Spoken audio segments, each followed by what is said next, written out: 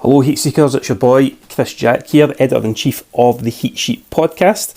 Now this week's episode is going to be slightly different to what we normally do. We had held off on recording this week until big business had come into fruition, but by the time Thursday evening came around, life and work and just general unpreparedness, mainly by me, meant that we couldn't get a full recording done. But we've got a great team here at the Heat Sheet. So Steve Roche has stepped up to offer his hot take on Mercedes Mone's debut in All Elite Wrestling and what that means for the company. And our very own Billy Strachan from Scottish Wrestling Network, he has began devising our extra hot episodes, which are going to be interviews with Scottish and British-based wrestlers and promoters. And this week, in lieu of not having a full show, we're going to put out a full interview, which he has done with Andrew Crammond of Bleeding Gums Wrestling, ahead of one of their deathmatch shows, which is coming up later in the month. First of all, here is Steve, and he's going to be giving you his hot take on Mercedes, not Michelle, Mercedes Mone. Hi Heatseekers, it's Steve here, and I just wanted to offer you up a hot take for this week's Heat Sheet, and it's mainly around Michelle Mone's debut last night at AEW Dynamite. I said a few weeks ago on my other hot take that AEW is on the up and up, and I feel that this signing is reflective of that. And that was a really red hot reception that she got when she came out. I think it's the closest we've seen, or AEW's got to a CM Punk debut. I wouldn't say it's quite on par with it, because Punk's was so unexpected, whereas Mercedes, we'd known for a while that she was coming to AEW, but that was no less a great reception that she got, and that pop when her music started when she came out was great to see and great to hear. And I think she's just the signing that AEW require at this time. I think their women's division has felt quite low on the ground for a while. It's not that they don't have talent. They do have plenty of talent. I just don't know if they've had enough bona fide stars in that division. And after the loss of Jade Cargill to WWE, it felt like a lot of that was really hampered, because that was the jewel in their women's division, and to lose her out to the rival was really disheartening to see. So getting Mercedes Mone signed is a huge advantage to them, and it creates a lot of exciting feuds that goes into it. We saw her have a kind of stare down with Julia Hart. That's a route that I would love to see them take.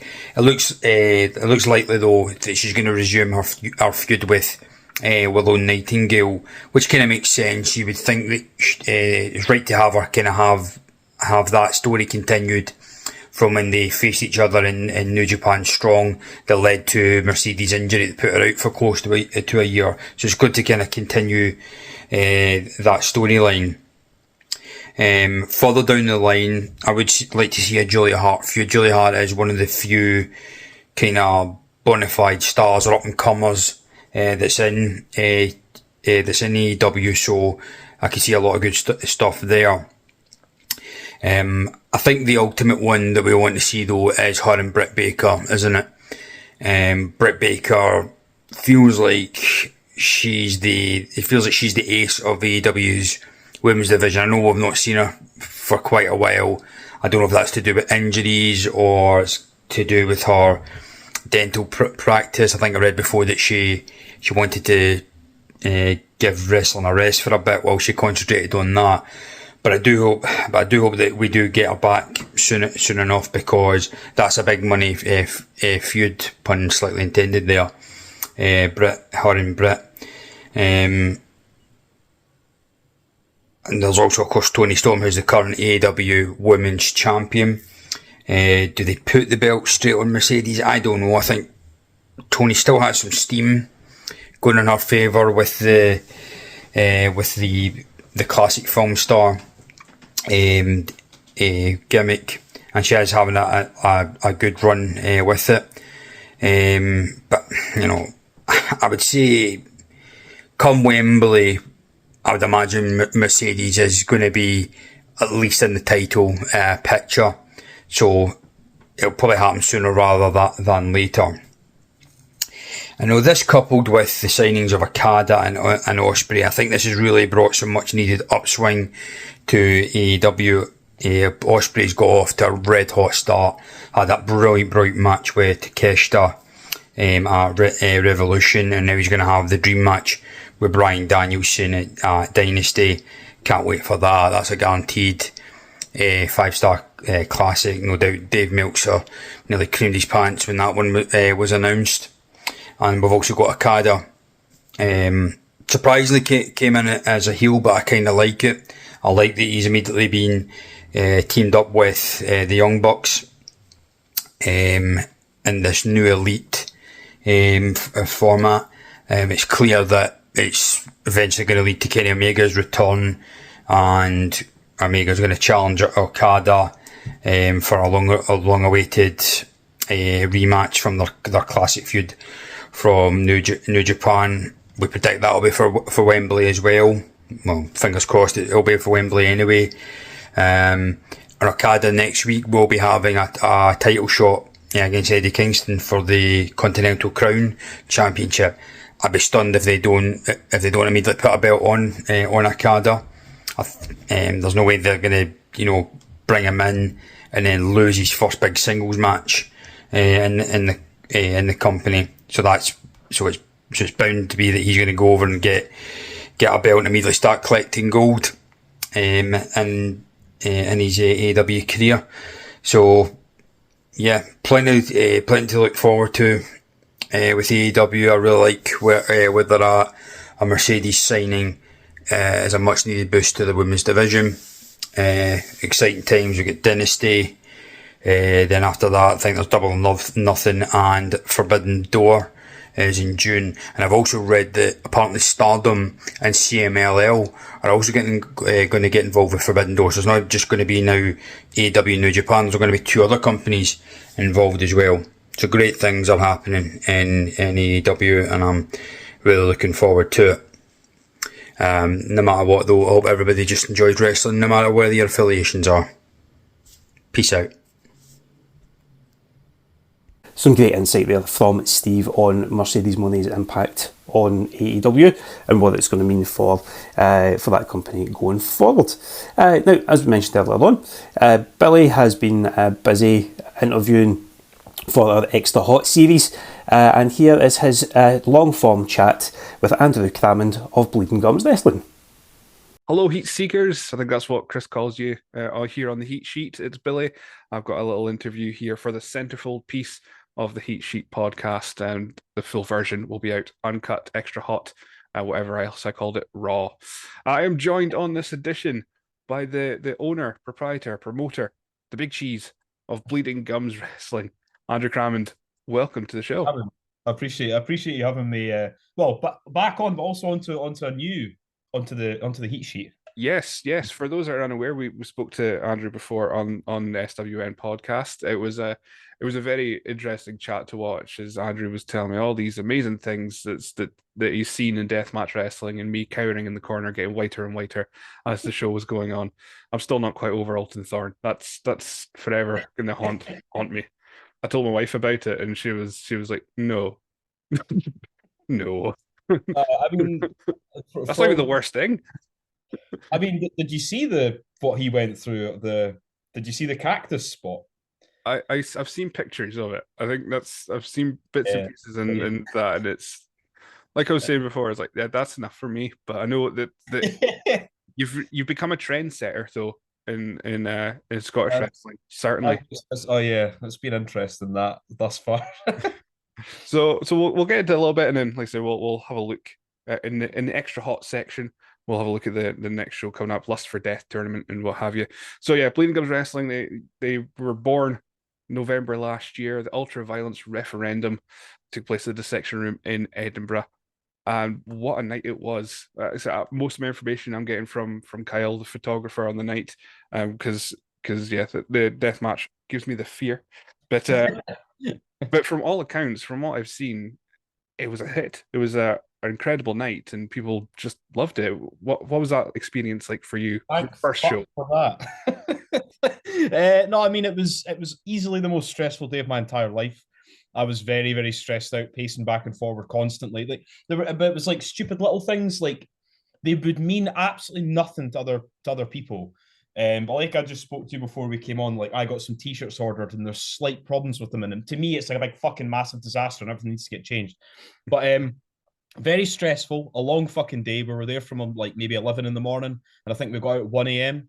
after we finished clearing up all the shit and all the glass and stuff. But no, it was well worth it, and I'm very, very glad that people like more people were turning up and shit. And I was like, okay, like this is actually like been mildly a success. I didn't make any money, but I didn't lose any money. Oh, there So you go. that's a benefit. But yeah, it was fucking pretty mental. And Kyle got some really good fucking pictures and stuff. But all the boys seemed to be pretty happy with it, and all the fans, and even people that don't even watch wrestling, like some of my mates and that came along, and they seemed to enjoy it. So yeah, pretty positive all round, I think. I remember Kyle. He was absolutely buzzing about this because we're in the SWN group chat of like three people, but we're in the group chat and he was just there. That's his kind of thing. He loves deathmatch wrestling, so the fact that he got to photograph it as well was amazing. And he was sending me a couple shots, and I was just like, oh God, this.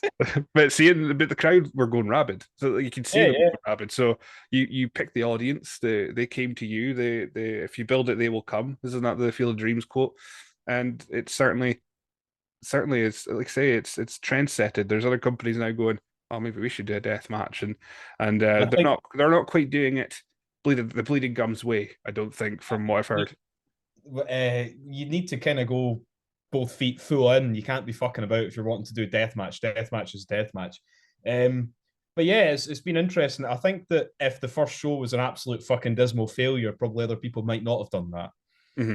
I think they're maybe just sort of using this as like a little guinea pig. Like, right, we'll see what this guinea pig does, and if the guinea pig comes back alive, then oh right, okay, but maybe we'll do the same sort of thing. But yeah, I mean, I was at the ICW's Wait and Bleed show where they had a death match on, Clint and Jester and stuff. It Hmm. was fine, but in comparison to what we were doing, it's very night and day, I would say. Although I did think that match was pretty good with Jester and Clint. Well, I was watching actually the wrestling couch on YouTube. So I don't know the guy's name, but yeah, he was talking about it about Wait and Bleed. It's shows on a Sunday. I'm not going to step. I'm not going to watch them because I'm busy. I've got a child, so I was like, I haven't watched it myself. But again, from hearing from people that went to the Bleed and Gum show and went to that Wait and Bleed show, it was a case of it was fine, but it was like a sanitized version of a death match instead of what you see. But we're not talking about ICW. It's about Bleeding Gums Wrestling. That's what we're here for. But yeah, that seemed to be the thing coming out of the ultra violence referendum. Easy for me to say. Was that there's an audience, there's a market for deathmatch wrestling in Scotland, and you guys are filling that market. And the fact that you're not just sticking to Edinburgh, you're kind of taking it on the road as well as you're going to Kirkcaldy. I Uh, mean, was Kirkcaldy's where I live for the time being, anyway. Potentially, me and my missus are possibly moving to Perth in the summer, and the next show is in Perth in July, on the 20th of July. Outdoor barbecue bloodbath. That's not the name of it, but it does have a name, but we've not announced the name yet. Mhm. But yes, I never really, I don't know. I don't know if I want to have sort of like a home base. I think at some point it would be nice to have that, but just with the nature of what the shows are and the where I want to run the shows, they have to sort of have a bar Mhm. and they have to be a sort of nightclub, and they have to be a sort of like a reasonable size to get a ring in and stuff. Whereas like a lot of other family shows can just sort of run in, like community centers or village halls or whatever, and it's all fine.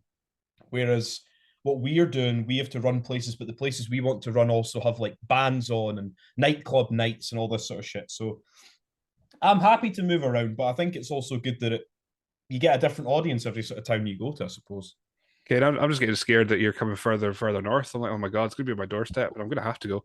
And but maybe seeing it live, that'll turn it all around. Maybe I'll be on the way home going, you know what? Amazon syringes. Let's see how this.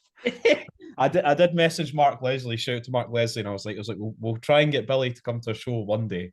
One day we'll get Billy to come to a show. But I mean, to be fair, like if it's not for you, then it's cool. But I just appreciate you giving me a platform to talk about it. You know what I mean? That's it. I mean, that's I've learned in my God, how long have we watched wrestling? Over how old am I? I don't know, 33. So 25 years I've been watching wrestling. I know what I like, and it's the silly bollocks. I'll have that any day of the week. Give me a family yay boo all over it. But like I say, there is an audience for this, and that's why I wouldn't deny putting bleeding gums on site because it's not my thing. That doesn't matter. It's someone's thing, and like I say, you've got the audience, and people are buzzing for it. They're buzzing for the next show, and they're buzzing for everything else that you got because it's a mix. It's not all death match all the time. You know, No, I mean, this next show will be, aside from one match, which does have some Scottish guys and Johnny Storm in it, but this is a tournament.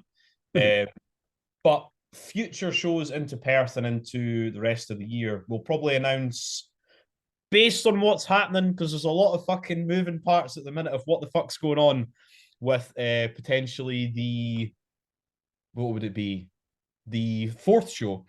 We will find out soon and hopefully have that announced soon. But there's a few things that we need to sort out first. But yeah, it's been good. But hopefully, like you're saying, there is going to be a mix. We do have a lot of different talent, and from the July show in Perth, there will be a lot more sort of wrestling matches.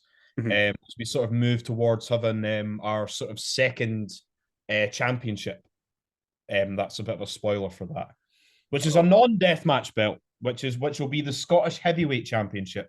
But that will just be basically because not everybody does death matches on these shows.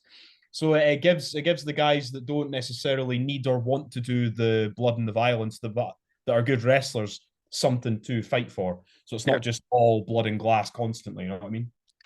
Absolutely. I mean, your first show, you had championships on the line. Was that the thing that kind of thought, right, okay, we've got the European Deathmatch Championship, we've got the Unsanctioned Pro Hardcore Championship, we've got these on the show, but we need to have our own identity, our own titles as well. Was that the reason for that, or was it always kind of the first thought going, right, first show in, see how that goes, then I'll invest in a belt? Pretty much. I mean, I've got the belt here. I'll just pass it. I was gonna say the belt looks amazing. Thank you very much for that. I don't know how well you can see that on camera. Incredible. Yeah, I was absolutely shiting myself because I was like, it's not going to look good. It's not going to look good. So I was like worrying because I want things to look perfect and stuff. I was very, very happy with the belt. But no, with the first show, just basically Lou Nixon rises European Deathmatch Champion. He's a very, very recognizable name and stuff. And it sort of gave us more credibility to have these title matches and the Unsanctioned Pro, an international title thing. But yeah, I think that was the plan. Was we'll see how the first one goes, and then if it does well, then we can move further forward. But there was always pretty much going to be a second show. So yeah, just to recap the first one, then we'll look at the next one. But yeah, you had Neil Diamond Cutter through, someone who I know you were a big fan of and wanted to come in. You've had conversations with him, and you had Iceman, and it was almost star-studded, I would say, for a deathmatch scene in that show. Is there anything that possibly you would have done differently on that first show? Maybe a couple more brooms. I would have got Mark's slightly bigger brooms. But no, I think that was the plan. Was we were going to get almost every single deathmatch wrestler of notoriety under the sun in one show in the UK, and obviously have Neil there as well. It was overly stacked, and the only thing I would have said is I probably would have had some of the matches have less light tubes in them. Which sounds stupid coming from me because I've got a big fucking massive logo with light tubes in it. But like to make it mean more, because I do feel like storytelling is very, very important in deathmatch wrestling, and a lot of places don't do that at all. A lot of places just have matches for the sake of matches. But I don't think I would have done anything differently. I don't know, maybe have maybe less people. But like sort of overstacked with all these multi-man matches. But that's what some other people were saying to me. But no, I think it was what I wanted it to be if it was going to be just one show. I was like, if I want to do one show, let's go fucking balls to the walls, have all the fucking names, and let's see if it works. And it did. So no, I wouldn't change a thing, to be honest. I like you said that you like a little bit of story because all your matches have got like a theme. You know, the theme again. Go back to the first one. You got the grass is always bloody on the other side. Don't know why I mentioned that one. That's the one that gives me the fear the most. But they're all kind of they've got a story in built with it, like Tepe, can't say it, fist and thumb kick pads. You know, that's at least that's the genre of that particular deathmatch kind of style, and you carried that on into the Lust for Death tournament as well, where each round, or at least the first round matches, have all got a subheading I in mean, deathmatch kind of as well. earlier on you mentioned Field of Dreams, and one of the matches is a reference to Field of Dreams, where the matches, if you build it, they will bleed. So that's a reference to Field. They're movie references. I think it's difficult to try and do storylines, not really, but like in a tournament. But even at the first show, we had Dean Ford and Lou Nixon were cutting promos against each other. Alton Thorne and Jack Harb were cutting promos against each other. We had Neil Diamond cutter over here. I think it's really hard with a first show to do storylines because it's like, how do you set things up? Mm-hmm. But I think with Lust for Death, there'll be a lot more storyline build and stuff. And that's what I want to do is, I think it's, you need to get invested in the characters, or else what's the fucking point? Like, it's just wrestling for the sake of wrestling. But yeah, Lust for Death's certainly got some interesting named matches. Let's get into it then. So, Lust for Death takes place at the Beveridge Hotel in Kirkcaldy, which wasn't the first venue. It got moved, didn't it? Yeah. That's on March 23rd, taking place there. It's looking like, for someone who is such a novice for this kind of wrestling, even I'm seeing the names going, all right, okay, I know that name, I know that name, I know this name as well, and not just from the first show as well, but there's quite a stacked lineup. But yeah, what was the reason for the change? Was it just a case of it got too big? What was the Too many tickets were sold, and like the venue, the Windsor used to have wrestling in it. The Windsor Hotel used to have W3L used to run the Windsor. However, when W3L ran the Windsor, the roof was about 7 foot bigger than what it is now, and their roof so low down, so we're gonna have to get like a lower set ring, and it was like they've got their like disco lights and shit, and like for glass flying around and everything. It was just like we sold too many tickets. Like, I want to sell more tickets, and also I don't want to be fined thousands of pounds for damaging people's lighting gear. So we moved it to the Beveridge Park Hotel, which is like, if you know Kirkcaldy, which I assume most people won't, because why would they? But it's maybe a 5 to 10 minute walk from the venues. It's not very far. It's nearer to the train station as well. But yeah, it was just to do with selling tickets and the roof being a lot bigger, to be honest. And it's a lot better all round as well. For the green room for the boys and stuff's a lot bigger, and everything for the guys getting changed and stuff. So yeah, it's a better all round, I think. what a terrible problem to have, that you sold too many tickets. You've had to move. That's what a shame. So yeah, looking at the card here, we've got well, is it all going to be done in one night? I noticed there's was it five first round matches that I've got written down here. Matches. It makes sense. It makes sense, and it doesn't make sense for the way the lineup is. However, but there's 5 first round matches. One of the semi-finals is a 3-way. One of the semi-finals is 1-on-1, and the finals is 1-on-1. Okay. So if that makes any sense, we've sort of set up, just because I wanted to do, the last time there was a 12-man deathmatch tournament in the UK was 2006, which was Gorefest, and the main event was Ian Rotten against Iceman. But since then, there's been lots and lots and lots of deathmatch tournaments from Rise and TNT and stuff, but they've always been 8 people. And I wanted to do a 12-person tournament just because I think it's better. But to try and do it all in one night, it just makes it a bit more complicated with the first round matches. Yeah, because some of the matches are triple threats, some are 1-on-1, and it's, I don't know. I think that's kind of cool. That adds to the unpredictability of it, where the case of you're setting up these matches, and some people come in going, oh, maybe it's just gonna be 1-on-1, that's it. But no, you throw in a third guy, and it just puts the cat amongst the pigeons, and it just, I think it speaks to Bleeding Gums. It doesn't like play by the rules kind of thing. It doesn't play by it's 8 men, 1-1 goes into the next round. That's it. I'm gonna quickly grab a beer for 2 seconds.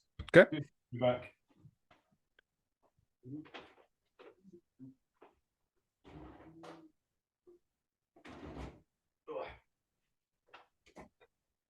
Apologies.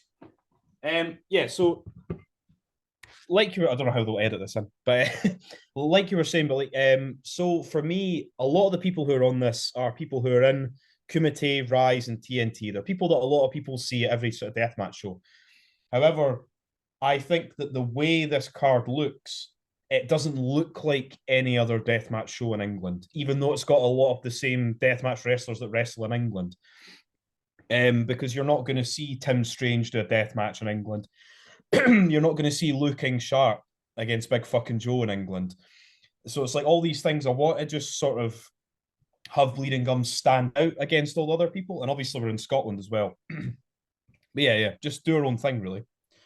So we'll play the first round matches and the other match that's been announced so far, and then we'll again blow more smoke up your ass with all the stuff that Bleeding Gums has done since, and Chris will do the edit and make it all nice in the 10-minute section he's going to put in the centerfold.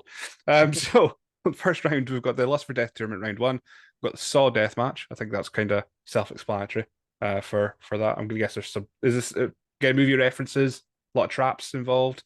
So there was a very it's a tribute to the first ever Saw Death match. There was Drake Younger against Thumbtack Jack in Germany in 2007. And basically, there was a lot of razor blades, there was a lot of syringes, and a lot of people sort of regard that match as like one of the most sort of like violent, like fucked up matches like of all time at the time.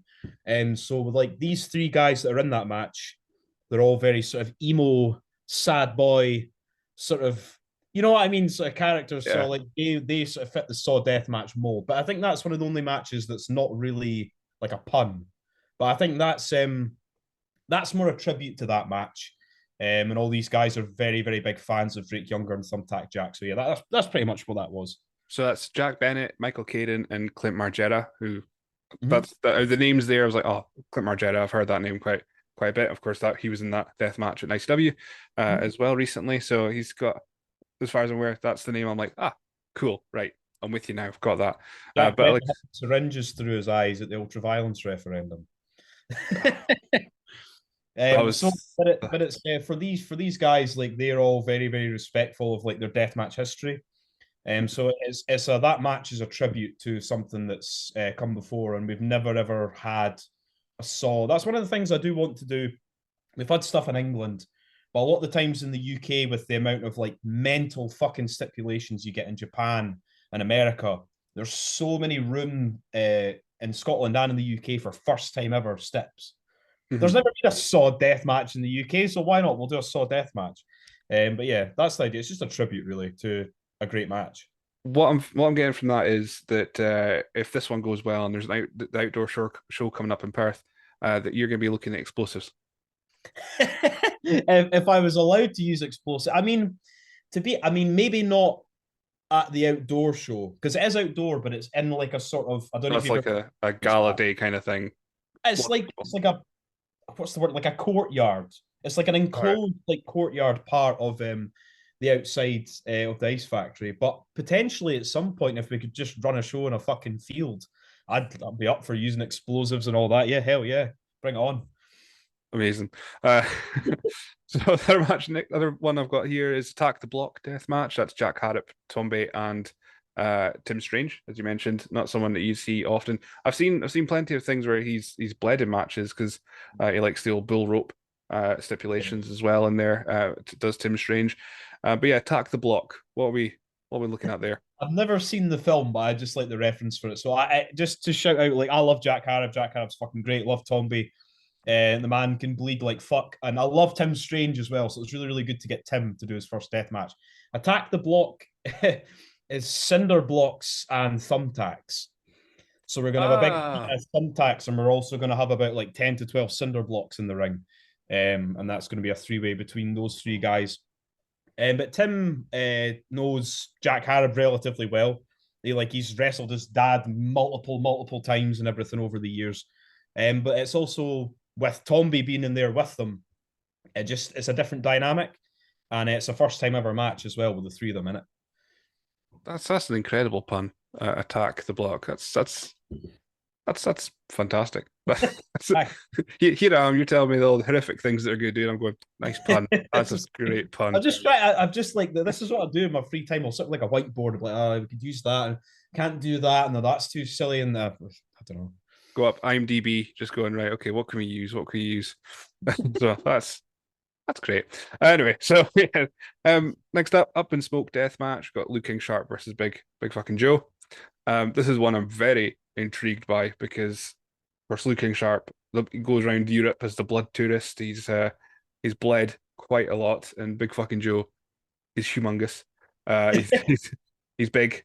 Funnily It's, enough, for it could these be.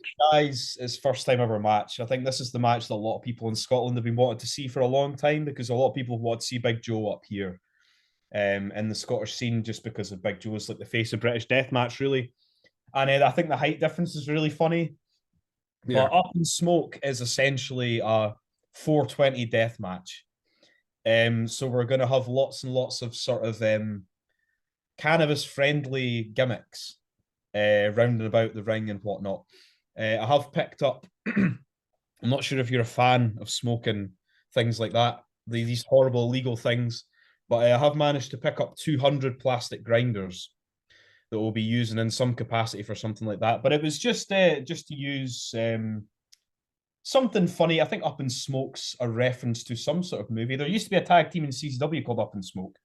But yeah, 420-esque death match with Big Joe looking sharp, first time ever. So Up in Smoke, I think it's a Cheech and Chong production film, if I remember rightly. I only know that because I do movie quizzes and when I'm bored on YouTube and I then think go you're right. I think Up in you're right. Smoke. But yeah, this is a match. When I was seeing the lineup, that was the one that intrigued me the most because Lou he hasn't really done death match wrestling, but he's done a lot of hardcore matches, a lot of matches that's ended up with him just a face full of blood and throwing himself into ridiculous situations.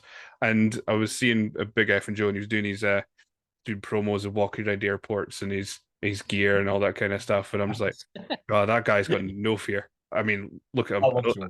I think if I looked like him, I wouldn't have fear doing that either. To be honest, I think they're as well as like for them to being together, like they're two of the nicest guys as well in wrestling. Like Big Joe's fucking a gent and looking sharp's amazing as well. A very very handy very very handy people to know in the wrestling industry, I would say. Absolutely. Because Luke King Sharp, I think he's got all the contacts in the world. I mean, every podcast I say it with Luke King Sharp, but he's got enough contacts. If he stood in his little black book, he'd be 7 foot tall. I yeah, brought that up. I brought that up. You did. I got a clip of that. So I think it was Mark sent it to me. I was like, that's amazing. I want to shout that out because I was like, because you said that and I was like, I love that. And there was another thing I brought up. This is completely irrelevant. There was another thing that somebody said. Wrestling G Mackey was like giving a cat a bath, and I had to bring up that in commentary as well. So yeah, that was fun. But a little shout out as well because no, but I completely agree with what you're saying about looking sharp, 100%. Yeah, I mean, I saw him recently up in Northeast, and he's still just as he's just a nice guy. Fantastic jacket on my chair. I've had it since November because he left it backstage. It's still sat there, but yeah. Anyway, he'll finally get it back then, and on the 23rd, if he remembers. So we've also got the Cabin in the Tubes death match. We're talking about light tubes. So this is the one you're going to try and tell everyone. It's Danny Darko versus Neil Diamond Cutter. This is the one where you're going to tell everyone beforehand. Don't fucking touch the light tubes. This is for the Cabin in the Tubes death match. I mean, we're going to have more than just tubes. We'll have tubes in quite a few matches, but they're not going to be in every match. Cabin in the Tubes is basically where you would make light tubes, put two down, two down, two down, two down, two down, and basically make a log cabin out of them and tape them all together. Right. I don't know if we're gonna do like what's the word for it? You get 2 to 3 tables matches. Whoever gets put at 2 tubes, but we might just do pinfall and just have light tube log cabins. But I know one of the guys who's working with us, Brian, he wants to make some sort of mental cottage out of light tubes, and I'm just like, okay. I was like, do whatever you want, do whatever you want. So yeah, that's that match. But Darko, one of the most underrated guys in the UK, and obviously Neil Diamond Cutter coming back over, which is fucking amazing to have him back. But a fun one. That sounds great. I like the kind of like trust you have in your team. That it's just like the guys just went, you know what, I'm gonna make a massive cottage. You go for it, mate. You just do it. Have fun. As long as you bring the duct tape, then that's fine with me. It doesn't bother me at all. You'll be there standing outside the venue at 7 o'clock with all the tubes going. It's gonna take me a while because you just. See, now this is one thing that's very, very, very fucking beneficial about the Beveridge Park Hotel is I'll be there the night before to set up. Ah, I don't even have to go on the day. Well, I mean, I'll obviously be there on the day, but like we can have pretty much 99% of all the gimmicks set up, chairs, tarps, guardrails, everything all set up before the ring even arrives. So that's one huge benefit of it being at the Beveridge Park Hotel, which I'll obviously still be stressed as fuck, but that takes up a lot of like pressure and time that we have to do stuff. absolutely. Yeah, you just spend the rest of it just panicking instead of keeping busy by putting the ring together.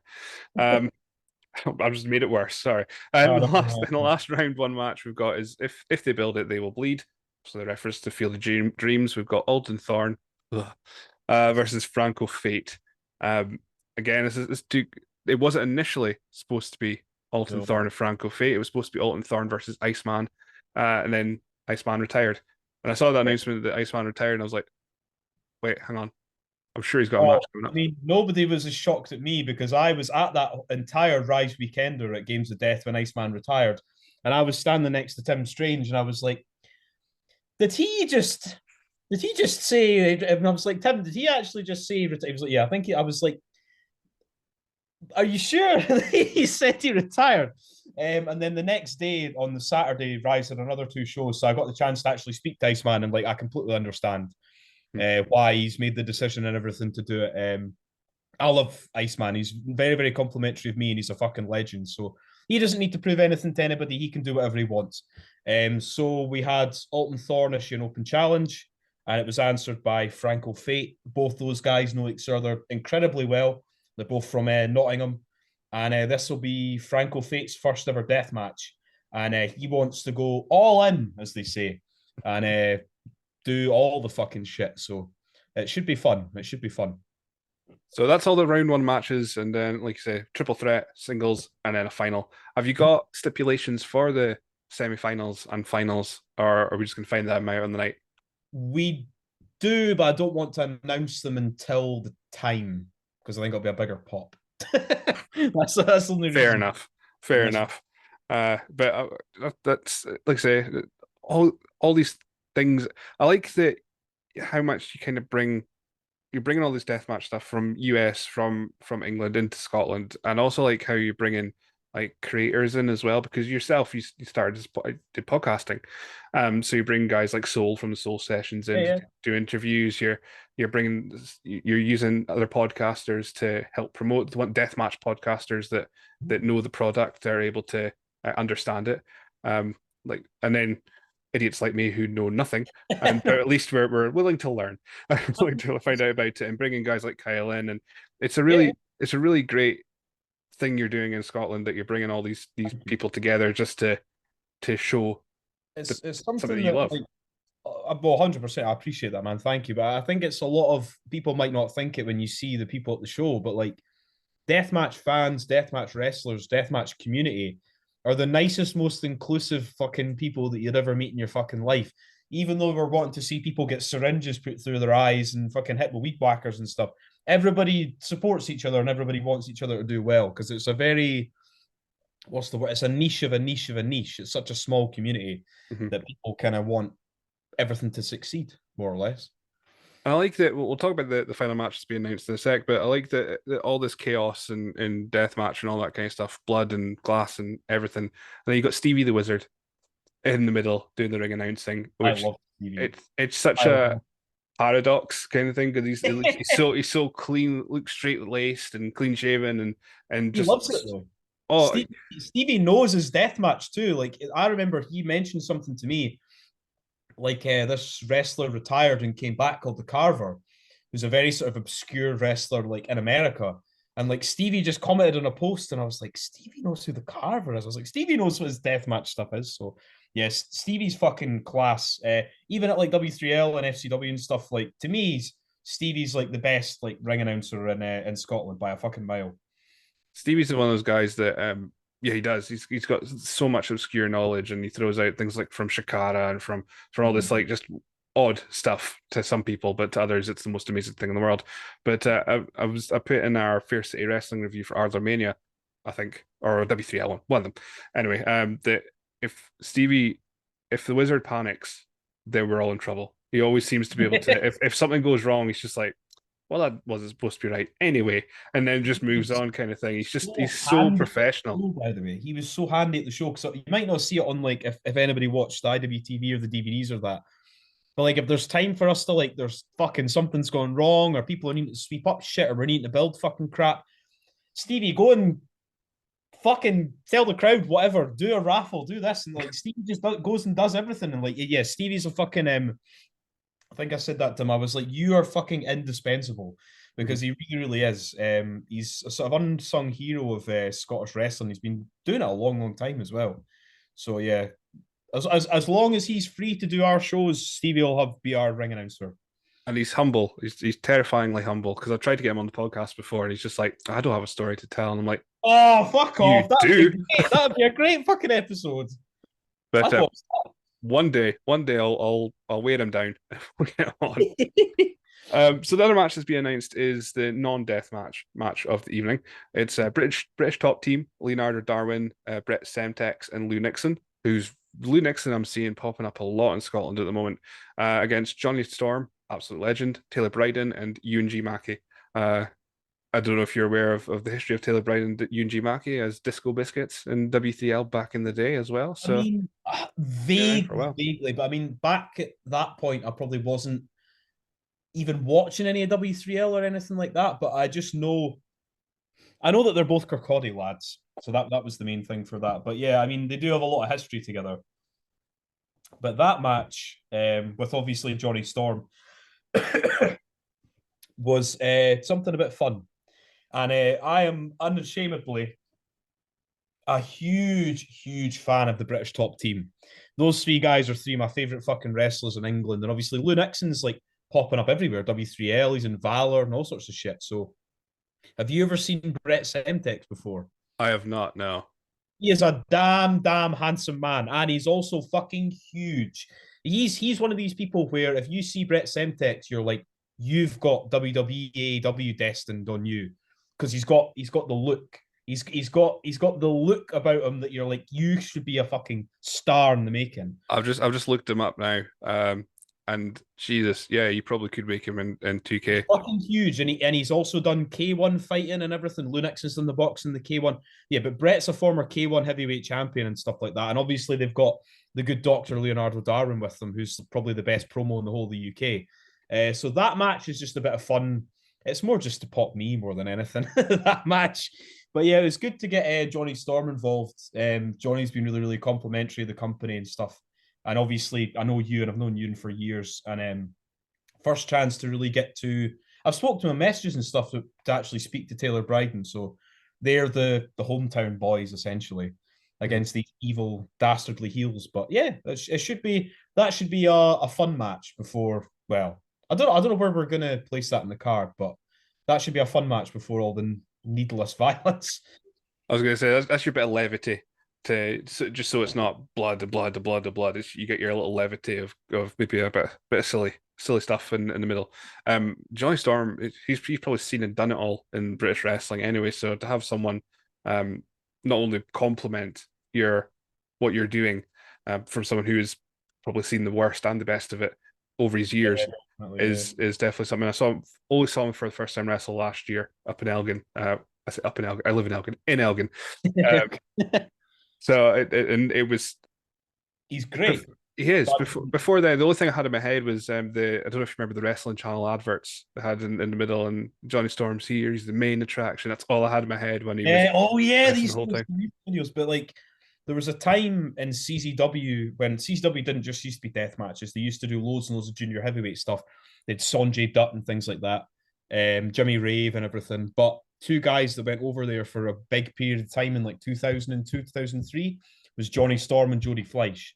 Mm-hmm. So like I've sort of seen Johnny Storm for like 20 years now, like wrestling. So to get him involved is pretty fucking mental, and it's amazing that he's like still doing it like all the time.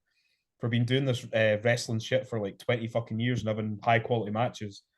I think the scariest thing is he still looks the same, which he does actually. So I saw him going, no, you should look a bit older now. But no, it does looks like the exact same. When I watched him, it would have been around about the same time, but it would have been TNA. in their World Yeah, X Cup and he stuff like that.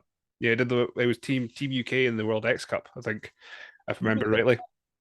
So he's been around for a long time and he's still not lost step. So that's your you got all these death matches, but this is your little like one for you kind of thing. It's one for me just because the three boys from the British top team never really get to have three like 6-man tags. And it's good to see them all together as a unit because they're a stable, they're the British top team. And a lot of the time it's just like Lou and Brett tagging with each other and Darwin's doing different things. So have them all in a 6-man. I think the last time they did that was 2021, 2022, that the last time they actually did like a big 6-man together. But yeah, that one's just for me. And obviously we get to have the two Kirkcaldy boys and Johnny Storm, so can't go wrong with that. Absolutely. So that's Lust for Death. We'll get a couple of matches on the night, of course, because the tournament will continue. Saturday, March 23rd at the Beveridge Hotel in Kirkcaldy. For those that are still listening, that's how you should be listening. Doors open 6 p.m. Bell time 6:30. There is very limited tickets available. So 40 left, possibly less when I check my phone. so that would be bleedinggumswrestling.co.uk if you want to know more. Right, so that's the preview done out of the way. So this is the bit that'll probably be in the extra hot segment. So let's look at all the cool stuff that Bleeding Gums has done since November. So you mentioned the DVD. It's being outletted through deathmatchoutlaws.com. Again, back to speaking about Kyle, he was absolutely buzzing because his name's on the back of it for photography. So fucking Deathmatch Outlaws, Danny Douglas, a fucking gem to have. Danny Douglas does all my graphics. Danny Douglas does the DVDs. Danny Douglas is an unsung hero of UK Deathmatch Wrestling. But yeah, Kyle as well did all the photography and everything. And we also had Scott McMillan did all the camera work and everything. So yeah, like Danny basically messaged me and said, me and Michael Caden are just going to like rip a DVD of it anyway. I was like, all right. And they were like, do you want us to just make some for you and sell them? I was like, sure. I was like, I don't know who the fuck's going to buy them. And then they put them on the site and we've already sold like 10 of them or 10 or 12 of them. And I was like, all right. I was like, fucking hell.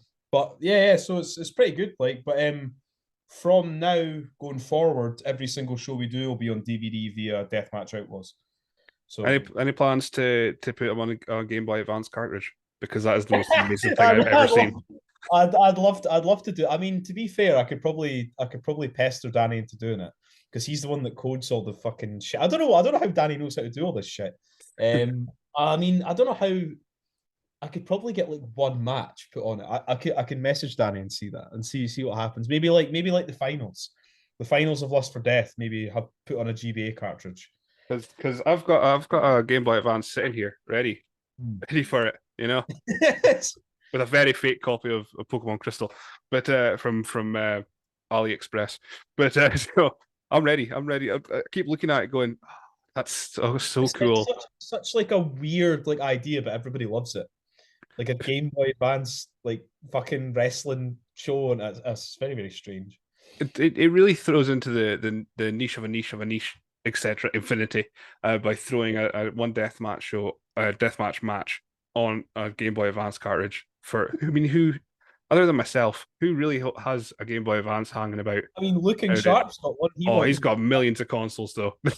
Oh, I mean, I've got one. I don't even have I used to have a fucking Game Boy Advanced SP back in the day, but I don't even know. Did you get the tribal one? No, I don't think I was cool enough to have the tribal one. I had the silver one, but not the tribal one. But like, I have the cartridge somewhere, but I don't actually have anything to play it on. But just to support that, because like Danny fucking loves all that shit.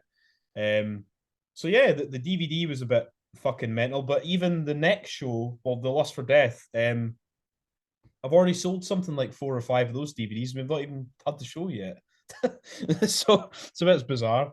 It's really down to. I mean, we're seeing nowadays things on Disney Plus and which I didn't think would be a thing we'd bring up on this particular kind of show, but Disney Plus and Netflix and that they're just taking stuff off, and you don't get it anywhere unless you have a physical copy. With Dogma being an example, you won't get it anywhere on online streaming unless you've got a physical copy, which thankfully I have because it's a fucking nice film. So to have that availability, I mean, there is companies out there that do just DVDs, and at least you've got the fallback of having it on IWTV as well. Yeah. For those that don't want to have a bit of physical media and get off their arse and actually put it into a DVD player or a I PlayStation or mean, whatever. I've got a PS4. That's essentially a DVD player. That's all mine is now. That's pretty, Yeah, pretty much it. Wife will same. play Hogwarts Legacy, and I'll just I mean, not. I've got a PS5. I got a PS5 for my Christmas. My girlfriend thankfully got me the discless one. So now I can't actually use it to like play anything. So I'm like, and now anytime like there's a new DVD or whatever, like I'll have to get my PS4 out and plug everything back in. Pain in the arse. But But speaking of IW TV, then, so was that something that you've always had in mind when you were setting up the show? Was it always going to happen? Was it just a case of just ticking boxes, crossing I's, dotting T's, for it to take place after the show? I think it took a lot longer than I wanted to do the commentary for the show and to get the show out because I moved jobs and ended up working different shifts, and my commentary partner lives in Australia. So it's just to make life a lot easier for anybody. But my commentary partner, Rafe, shout to Rafe, who hosts the Faces and Feels podcast and does commentary for a no ring company in Australia called Dude Where's My Ring, which is a great name That's for a amazing. no ring company. But Rafe, my commentary partner, lives in Australia, so it was like difficult to try and get us like time to do stuff. But yeah, it was always going to be IWTV because that's like fight. I think unless you're GCW or ICW or whatever, where you're paying monthly for fight, a lot of stuff you're paying like $20 for or 20 quid or whatever, 15 quid or whatever. But IWTV, $10 flat charge through the month, basically the same as the network. But that's also got Rise, Kumite, ICW Nodes Bard. It's got all these other companies that I watch anyway. And I know a lot of the people that are all my friends and stuff that all have IWTV, and it's just like a no-brainer Mhm. to put it on there. I wouldn't want to put it on YouTube. I don't think there's any money in YouTube, to be honest. But Mm. put some matches on it and things like that. But yeah, IWTV was always the way where we're going to do it. Well, I've always said when you're talking about commentary, I've always said if I watch it, if I watch it, so outside looking at the photos and that, if I ever watch it, I would just have to record me watching it because I think that would be absolutely hilarious. We just You should do like a reactions thing. that's it, just me watching it, just going. Oh. There'd be no sound. It would just be like what? We could, if you do it, we could put it on the next DVD as like an extra, like in the menu thing. But the annoying thing is for the next show, it's now me, Rafe, and John Bullard who runs CCW, and he lives in America. So now an American, an Australian, and a Scottish person have got to try and find some sort of 3 hours in the day to record all this commentary pish. I don't know why I've made it so complicated for myself, to be honest. I mean, that seems to be the trade-off for being able to set up everything the night before and have it all ready to go. 99%, you go, right, okay, what can I do to make it more complicated? Let's get a three-man commentary team that live on different time zones. I don't think that's ever happened before, though. I can't think of that ever happening. I can't think of it either. So yeah, historic. Please it comes wrestling, just creating history as you go.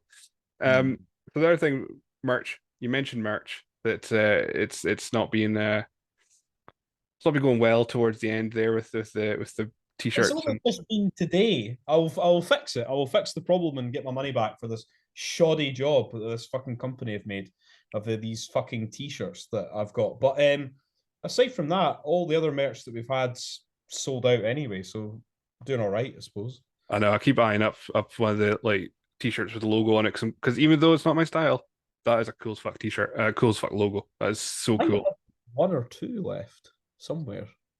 We made some that's just the logo, Mhm. and then I made some that were at the show that have the logo, and then on the back it's got Pro Blood, Pro Glass, Pro Wrestling. But I do have some that's just the logo on the front, perhaps. I don't know.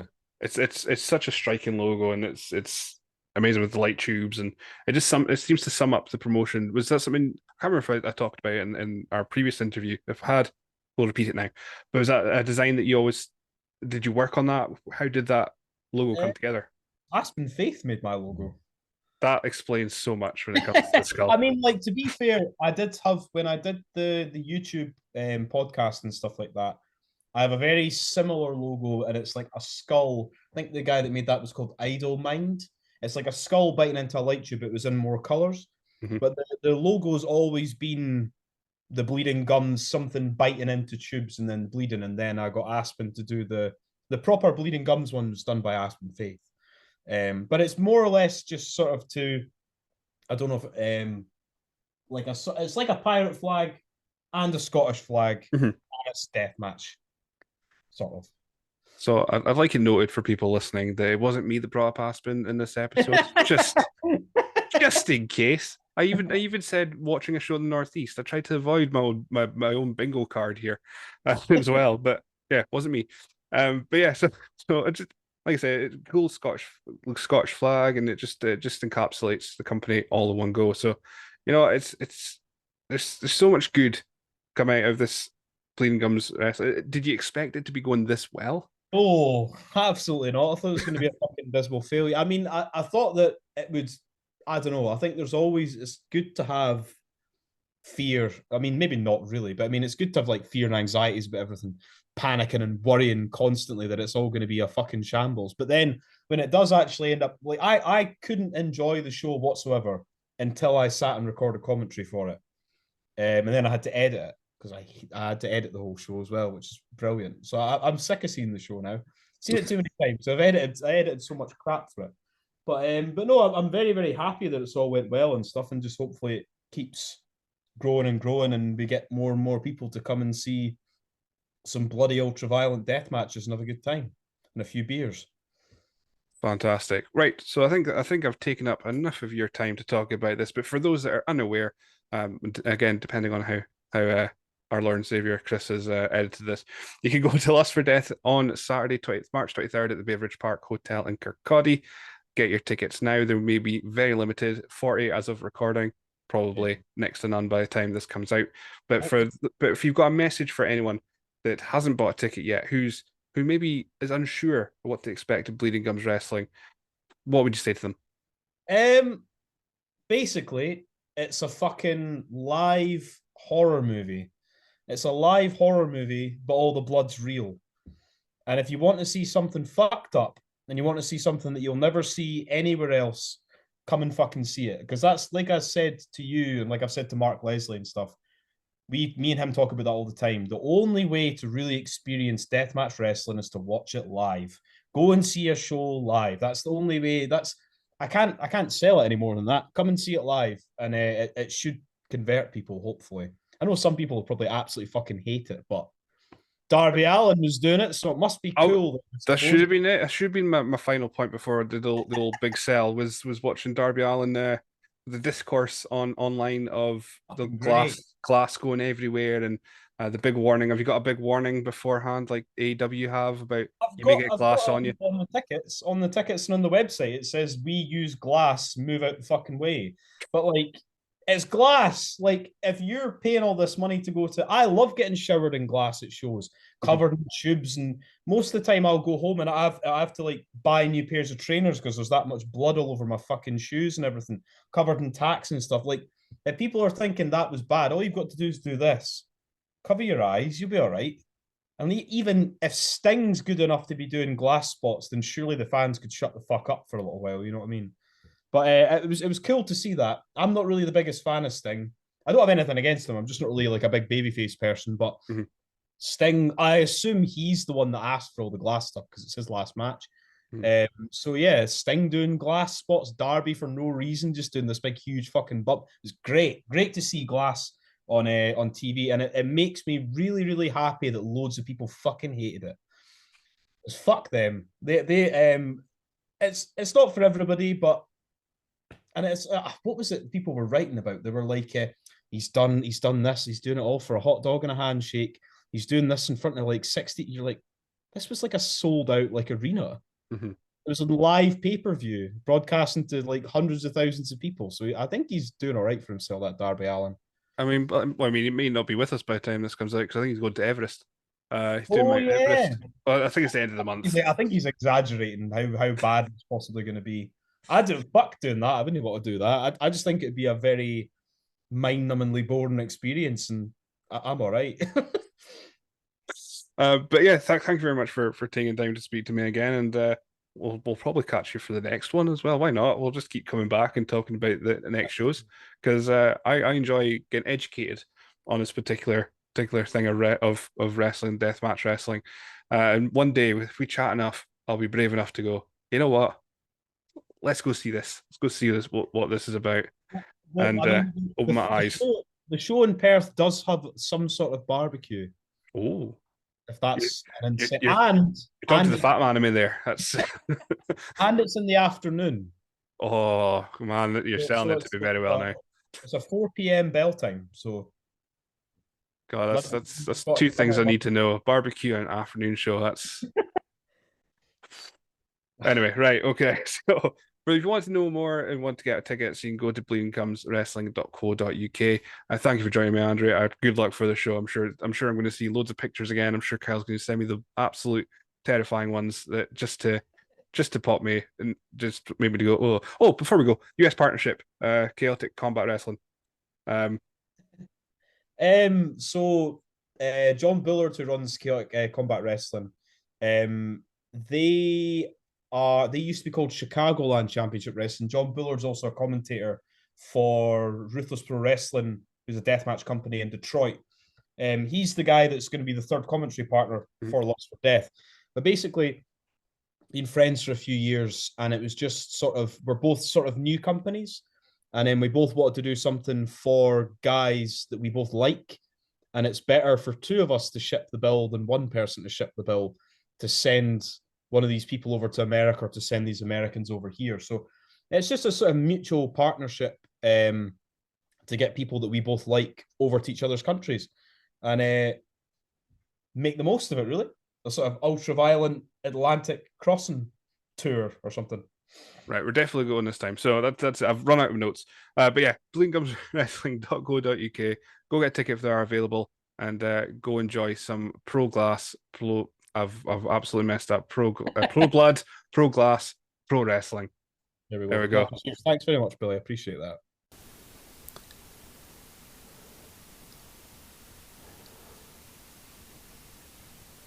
So there we go. A slightly different version of this week's Heat Sheet. If you've enjoyed what you've heard, like, subscribe to us here on YouTube and on Spotify as well. Don't know, can you subscribe on Spotify? I think you can subscribe on Spotify. Give us a follow at the Heat Sheet Pod on X/Twitter. You can follow Billy at ScottThere'sNet on all the socials. Steve's available on Twitter as PentaSteveOm, and I am at ChrisJack85 on all socials. And yeah, however you enjoy your wrestling this week, whenever you feel the heat, look out for the sheet. Cheerio.